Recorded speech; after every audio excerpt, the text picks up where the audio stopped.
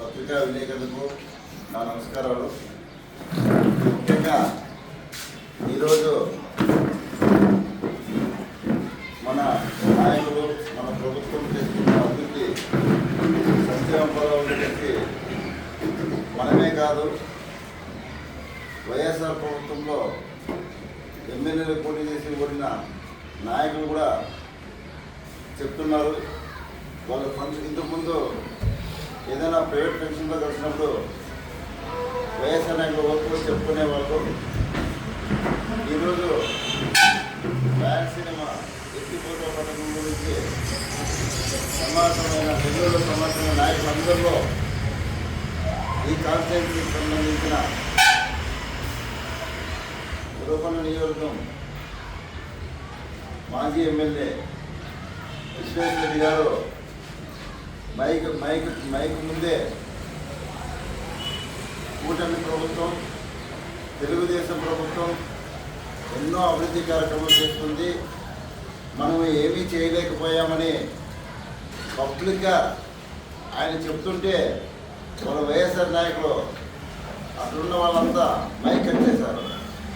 అంటే ఎంత చెప్పకూడదు, ఎంత తెలుపకూడదు అనుకున్నా కూడా ఇక్కడ ముఖ్యంగా అనంతపురం జిల్లా ఉరవకొండ నియోజకవర్గంలో చేస్తున్న అభివృద్ధి చూసి ఆయనే ఆశ్చర్యపోయి ఏం చేయాలో తోచక విశ్వేశ్వరరెడ్డి గారు చెప్తున్నారు. మనము ఒకసారి కేశవన్న తెలుగుదేశం పార్టీ ఏం చేస్తుంది అభివృద్ధి కార్యక్రమం సంక్షేమ పదాల గురించి ఆలోచిస్తే ప్రజలు ఇప్పటికే ఎంతోమంది పయ్యావుల కేశవన్ని అభినందిస్తున్నారు. దాంతోపాటు కూటమి ప్రభుత్వంలో ఉన్న మిత్రపక్షాలు అయితేనేమి, అదేవిధంగా సిపిఐ సిపిఎం నాయకులు అయితేనేమి, కాంగ్రెస్ అయితేనేమి, మొత్తం టోటల్గా కేశవన్న అభివృద్ధి గురించి చెప్పే పరిస్థితి ఏర్పడింది. కేశవన్న మంత్రి కాక మునుపు ఉరవకొండ నియోజకవర్గం ఏ విధంగా ఉంది, కేశవన్న మంత్రి అయిన తర్వాత ఏ విధంగా ఉంది అనేది ప్రత్యేకంగా కనబడుతుంది. దాంట్లో ఒకే ఒక వైఎస్ఆర్ పార్టీ నాయకుడే మన ఉరవకొండ నియోజకవర్గంలో ఎప్పుడు విమర్శించేవాడు.